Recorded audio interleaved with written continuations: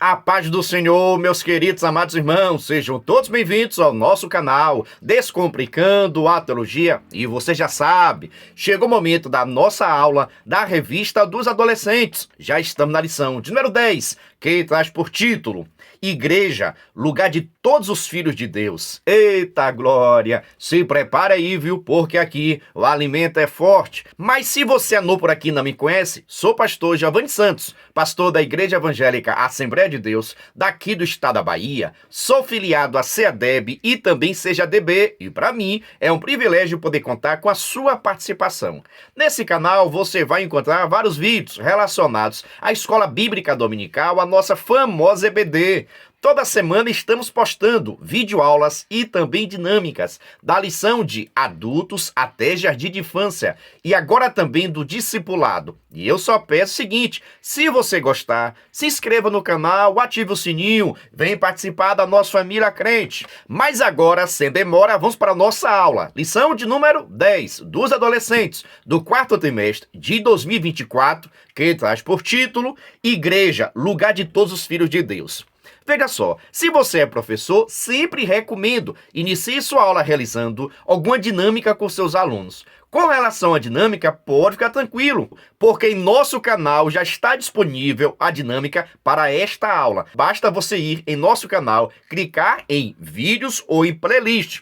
Assim você terá acesso a todos os nossos vídeos, tá bom? Já está no canal a dinâmica desta aula. E se você quiser a dinâmica digitada, basta acessar o nosso blog. Coloca no Google aí, por gentileza, Descomplicando a Teologia EBD. O nosso blog vai aparecer, você clica no menu Adolescentes. Lá você vai ter acesso à dinâmica digitada e também esta explicação por escrito. Na verdade, agora nós estamos postando 2 comentários diferentes. Um comentário mais didático, metodológico, chamado de Lição Descomplicada, e um comentário mais teológico, chamado Lição Comentada. E você já sabe, a nossa intenção é descomplicar aquilo que você acha bastante complicado. Vale a pena conhecer o blog do canal Descomplicando a Teologia.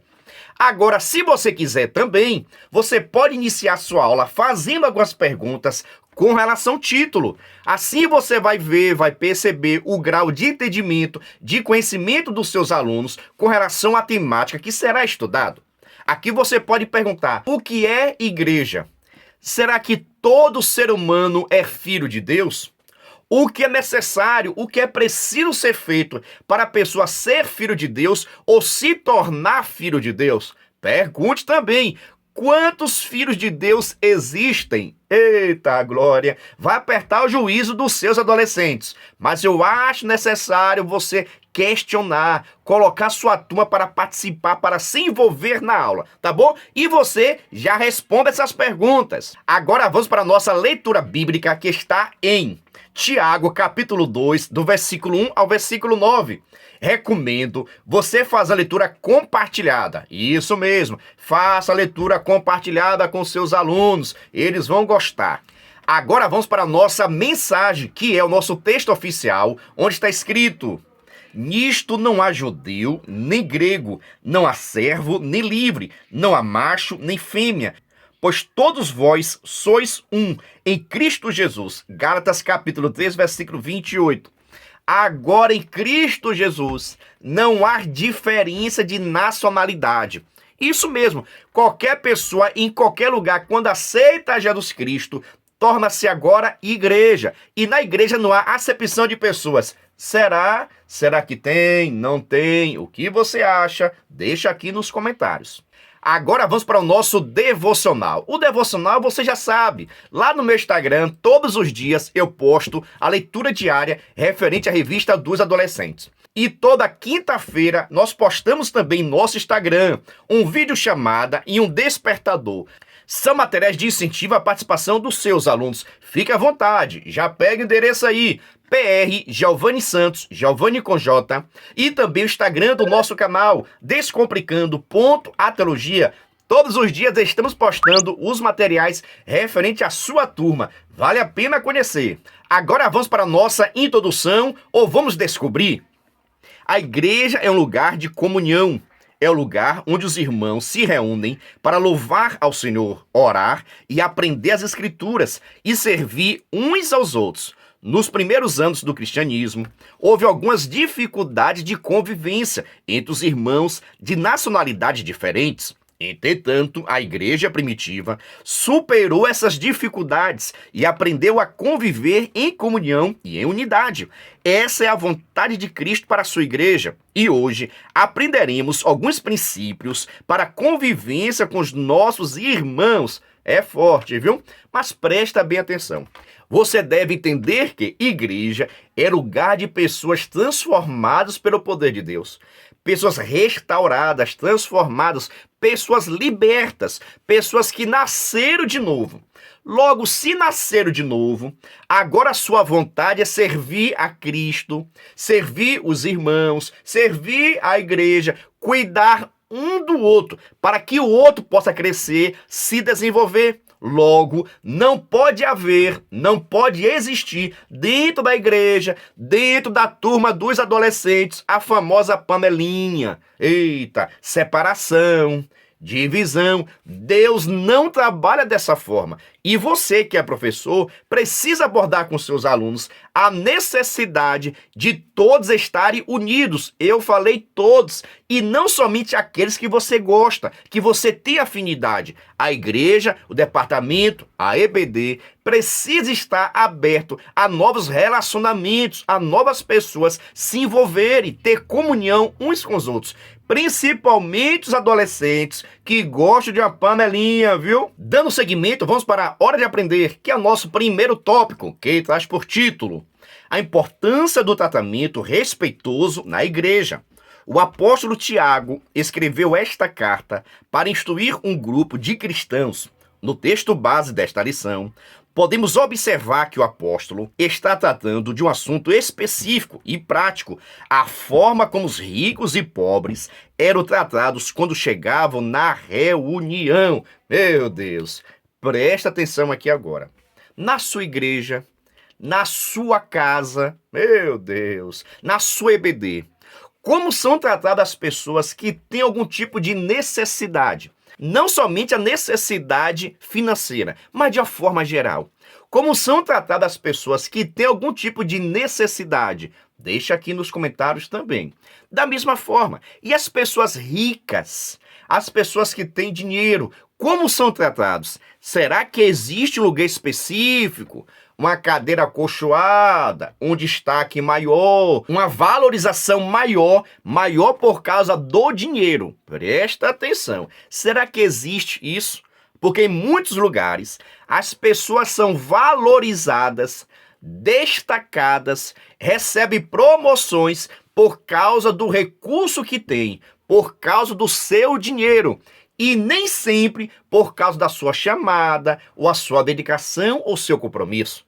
Mas devemos entender que estamos falando daqui da igreja de Cristo, transformada pelo poder de Deus. E preste atenção, na igreja primitiva, do tempo dos apóstolos, essa dificuldade já existia.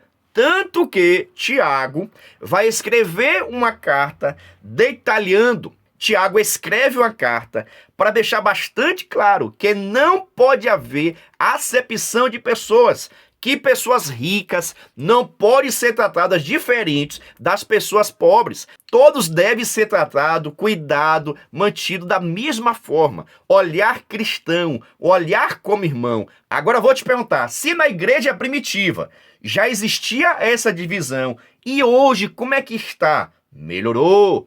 Diminuiu? O que você acha? Mas deixo bastante claro, nenhum tipo de acepção, nem na igreja primitiva, nem hoje, deve ser aceita, normalizada. Aqui Tiago está dizendo, não pode haver, não deve ter na igreja. Entendeu, professor? Vamos dar seguimento ao nosso primeiro tópico. Veja só o parágrafo. Tiago está determinado a mostrar que a acepção de pessoas é uma prática incompatível com a genuína fé em Cristo. Ele declaradamente diz que honrar o rico por causa da sua aparência e posses e desprezar o pobre é fazer distinção. A carta apresenta 3 argumentos para condenar a prática do favoritismo aos ricos que frequentavam sua reunião. Letra A. Deus escolheu os pobres para serem ricos na fé e para possuírem o reino. Ou seja, nós não merecíamos, não tínhamos condições, não estávamos na lista, mas Deus nos colocou na lista. Veja só os discípulos que foram chamados, veja só as primeiras pessoas que aceitaram a Cristo Jesus. As autoridades não aceitaram a Jesus Cristo. O sumo sacerdote não aceitou a Jesus Cristo. Os políticos não aceitaram a Jesus Cristo. Quem aceitou a Cristo foi o povão. E é através do povão que Cristo constitui a sua igreja, e estes devem pregar o evangelho a toda criatura. Dando seguimento ainda na letra B. Esses ricos eram indignos porque haviam maltratado e perseguido os cristãos. C. E os cristãos devem praticar o amor ao próximo, e isso é incompatível com favoritismo ou discriminação. Ele conclui, mas se vocês tratam as pessoas pela aparência, estão pecando e a lei os condena como culpados. A acepção de pessoas, geralmente, é antecedida pela prática do favoritismo e do enganoso senso de superioridade, e isso é comum na sociedade. Entretanto, o povo de Deus deve seguir os princípios bíblicos. Dessa maneira, a igreja sempre deve ser um lugar de comunhão, respeito e acolhimento para todos os irmãos em Cristo. Veja só, como detalhado aqui, os ricos, principalmente no início da fé cristã, perseguiram bastante a igreja, maltrataram a igreja, não quiseram aceitar a Cristo, maltrataram a Cristo, maltrataram a igreja, e agora, quando estes chegavam na igreja, nas reuniões, tinha muitos líderes que queriam tratar de uma forma diferente, dar um destaque, uma valorização, isso por causa do dinheiro que possuía. E na igreja, isso é inadmissível. Ninguém pode ser promovido, consagrado, separado, somente pela sua condição financeira. Não pode ser. Também não estou dizendo com isso que uma pessoa rica não pode ser obreiro, não pode ser professor da EBD. Não estou dizendo isso. Deus pode e usa quem Ele quer. Então, a minha condição financeira não vai me direcionar para o ministério. Não é porque eu sou rico que eu tenho que ser obreiro. Não é também porque eu sou pobre que eu tenho que ser obreiro. Deus, Ele tem uma chamada na vida de cada pessoa, independente da sua riqueza, independente da sua conta. Agora, cada um fique na sua chamada. E nós, enquanto a igreja, não podemos fazer acepção de pessoas. Da mesma forma, não é porque a pessoa é rica, tem dinheiro, não serve para ser obreiro, que tem pessoas também que têm inveja. Irmãos, tem pessoas que têm dinheiro e vivem como se não tivesse dinheiro. Tem pessoas, irmãos, que é empresário, é rico. Aqui, por exemplo, na nossa igreja, nós temos um porteiro que ele é dono de um dos maiores restaurantes da cidade. E ele é porteiro da igreja.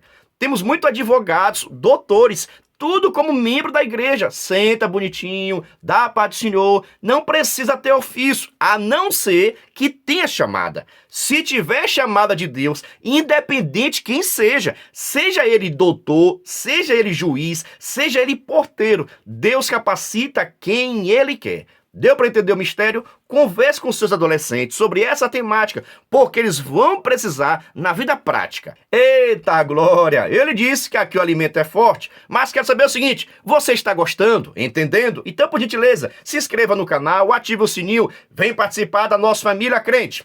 Agora vamos para o nosso segundo tópico, mas antes preste atenção. Se você quiser e puder, pode se tornar membro do canal Descomplicando a Teologia. Pastor, quer ser membro? É seu parceiro. E nós estamos ofertando o maior suporte do Brasil. Você duvida? Assista esse vídeo. Você é professor da EBD? Venha ser membro do canal Descomplicando a Teologia. Toda semana os membros recebem subsídios teológicos, slides, explicação por escrito, dinâmica digitada, plano de aula, videochamada, leitura diária, atividade online e em PDF, mapa mental, grupo VIP, ideias para o encerramento do trimestre e apresentações, simulados, Certificados. WhatsApp 73 98141 8544. Pastor Geovani Santos. Estou lhe dizendo, é o maior suporte do Brasil. Se você quiser ser membro, deixo aqui meu WhatsApp, entre em contato comigo. E também, na descrição desse vídeo vai ter o link para que você possa entrar no nosso grupo de informações para se tornar membro e assim receber o maior suporte do Brasil do canal Descomplicando a Teologia. Venha! Mas dando seguimento, vamos para o nosso segundo tópico, que traz por título: Acepção de pessoas é pecado. A prática da acepção de pessoas ocorre em nossa sociedade de muitas maneiras, mas ela nasce no coração do ser humano e a partir de um senso de superioridade, que é um sentimento vaidoso e enganoso. Todas as pessoas têm a mesma importância diante de Deus, pois foram criados por Ele e amados por Ele. Discriminação, desprezo ao próximo, favoritismo ou racismo são alguns desdobramentos da prática de acepção de pessoas. Diante de Deus, isso é pecado. A Bíblia condena em diversos textos a prática da acepção de pessoas. Professores, entendam o seguinte: a acepção de pessoas é você desprezar, rejeitar uma pessoa por causa da outra. É você priorizar um desprezando o outro.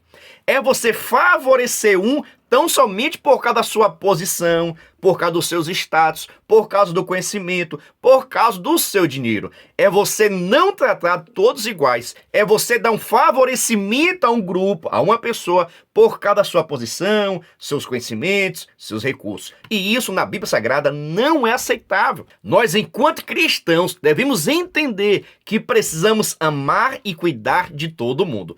Isso não significa, presta atenção, isso não significa que nós não devemos honrar as outras pessoas, cuidar, valorizar, abençoar as outras pessoas. Só que a causa dessa honra não pode ser por causa financeira, não pode ser porque ele é rico, porque ele contribui, porque o dízimo dele é alto. Não é isso. É o trabalho que ele presta à igreja, é o serviço que ele presta à igreja, é o dirigente da igreja, tem que ser honrado, valorizado. E isso não tem nada a ver com acepção de pessoas. A acepção de pessoas está ligado a você achar superior ao outro, a você pensar que é mais importante do que o outro, tão somente pelo seu recurso, pelo seu conhecimento que você tem. E isso dentro da igreja é inadmissível. Concorda comigo ou discorda? Deixa aqui nos comentários. Mas vamos dar seguimento ainda com o nosso segundo tópico. Veja só. Jesus, em seu ministério, precisou lidar com esse tema. Em sua época, os judeus discriminavam os samaritanos, seus vizinhos da Galileia. Havia animosidade entre eles. Entretanto, a Bíblia mostra que Jesus também atuou em Samaria. Em especial, ele ensinou a uma mulher samaritana. Até mesmo os discípulos de Jesus estranharam seu comportamento, visto que ele estava falando com uma mulher samaritana.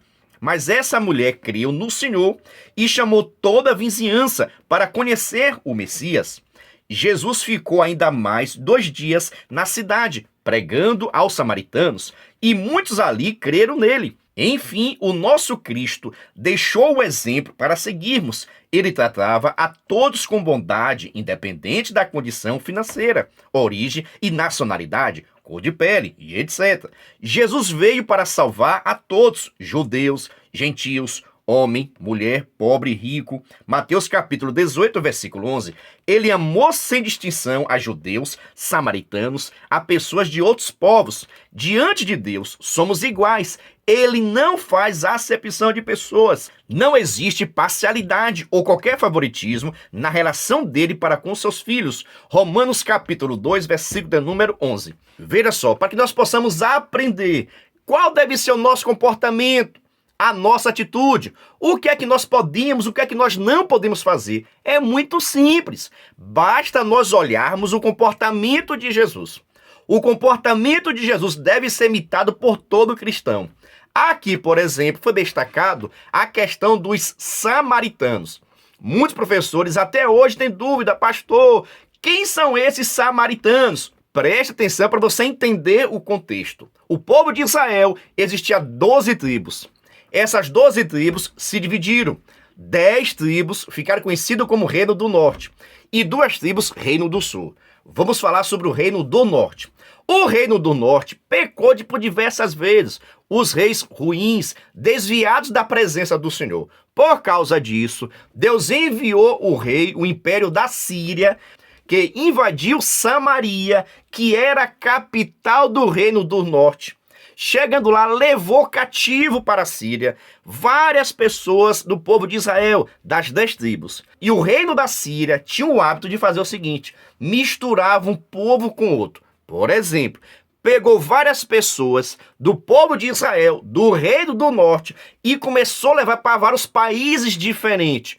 Por que isso, pastor? Para haver uma mistura. Pois havendo a mistura, o povo de Israel perderia a sua identidade. Deixaria de ser israelita, povo de Israel, totalmente, e haveria uma mistura. E assim aconteceu. Por causa do Império da Síria, que invadiu o Reino do Norte, a capital Samaria, levou cativo vários povos de Israel, misturou com outras nações, e através dessa mistura surgiu os samaritanos. Quem são os samaritanos, pastor? Para você entender de uma forma descomplicada, para ensinar para os adolescentes. São judeus do Reino do Norte que se misturaram com vários povos, perdendo assim a sua identidade. Por causa disso, no tempo de Jesus, os judeus aqui, mas especificamente do Reino do Sul, de Judá, lembra as duas divisões? Do Reino do Sul, do Reino de Judá, não gostavam do povo de Samaria, porque eles tinham se misturado com outras nações, aprendido outros costumes, deixado o costume de Israel. Por causa disso, não se davam bem, eram praticamente inimigos. Um não falava com o outro, não dava shalom para o outro, não falava com o outro. Esse é o comportamento que existia lá em Israel. Vamos ver aqui agora o comportamento de Jesus. Jesus pregou para a mulher samaritana. Jesus ensinou em Samaria, pregou o evangelho para que as pessoas pudessem se converter. E assim aconteceu. Então esse comportamento de Jesus, de não olhar nacionalidade, de não olhar posição, não olhar dinheiro, não olhar crítica, e sim pregar o evangelho, eu, enquanto cristão, preciso fazer. Eu preciso pregar o evangelho sem olhar quem. Ah, mas é meu amigo, eu não gosto dele. Mas é um pecador que precisa de Jesus. Ele está em Samaria, mas Deus vai usar você para ir em Samaria, pregar o evangelho e que ele possa se converter. Então, em nossa vida, não pode haver acepção de pessoas, até porque nós não somos melhores do que ninguém. Isso mesmo, nós não somos melhores do que ninguém. A nossa salvação está relacionada diretamente a Cristo. Concorda comigo? Deixa aqui nos comentários. Dando seguimento, vamos para o nosso terceiro tópico, que traz por título: Em Cristo somos todos iguais. Após a ascensão de Jesus e o advento do Pentecoste, os discípulos começaram a pregar o evangelho por toda parte. Multidões se converteram e os seguidores de Cristo começaram a ser perseguidos na Judeia. Por causa disso, eles migraram para outras regiões. Nesse contexto, o evangelho se espalhou pelo território do Império Romano. Muitas pessoas de origem e nacionalidade diferentes se converteram à fé em Cristo. Por exemplo, Filipe foi até a capital de Samaria e ali pregou o evangelho para multidões. Outro exemplo interessante é a conversão de Cornélio, um gentio que era comandante de um batalhão romano. Ele teve uma visão na qual um anjo ordenou que mandasse buscar o apóstolo Pedro.